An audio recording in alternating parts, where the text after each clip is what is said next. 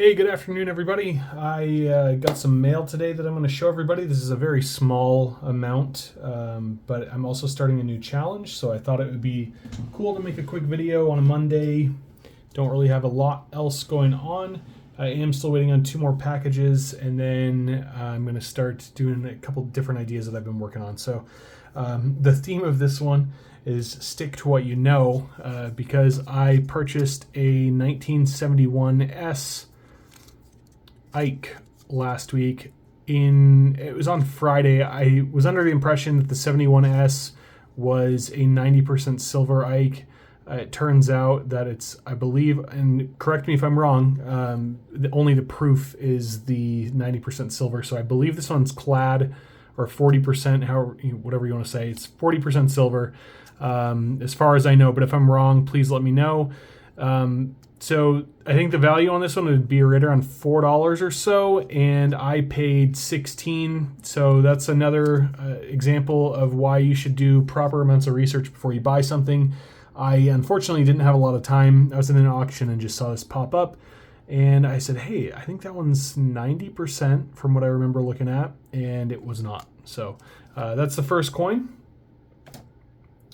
Next up, we've got 3 Chinese pandas, and these will come into play here in a second. You'll notice that I've got these tubes out for a reason. After that, we got a cool Millennium Falcon. I bought this one just because I wanted to nerd out a little bit. It was a good price too. I only paid 27 bucks for this. So for like a novelty silver item, I think I got a pretty good deal on it. It's not scratched up. The casing is scratched, but I'm going to swap this out for like an airtight or something to go along with the other coins that I have in holders like this. So again, there's one more look.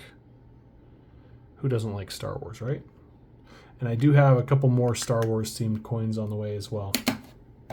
Next up, we have another 1923 MS64 peace dollar. This one came from an auction that I was in, and I got it for 50 bucks. I should be able to resell this one for probably around 75 to 90 roughly, going off of the history of the past ones that I've sold. So I'll make a decent little profit on this one.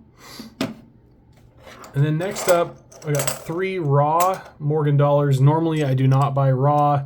These just said raw uncirculated Morgans. I think that's a stretch on this one. I would put this one more at like an AU. You can see the hairline here is pretty well worn. And then on the back of it, no chest feathers to speak of. I wouldn't go uncirculated on that, but I guess it could be uncirculated and just not mint state.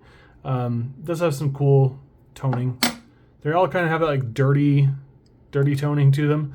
Now this one I will say is uncirculated here. It has all the chest feathers and everything. It looks really good. And then we have an 1883, and again I'd probably say this one's more like an AU 58, but I could be wrong. Last up, I did get a lot of Libertads. I bought 7, so that puts me at 21 of these now, and this brings me to the next point of the video. I'm going to be doing a monster box challenge. I thought of this yesterday. I thought it'd be a cool idea. So I'm going to do a monster box. Correct me if I'm wrong again, but that should be 500 ounces of silver.